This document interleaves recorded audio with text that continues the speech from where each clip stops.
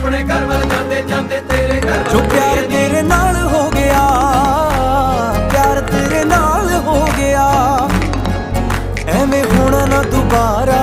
ए, तेरे बिना ना गुजारा ए,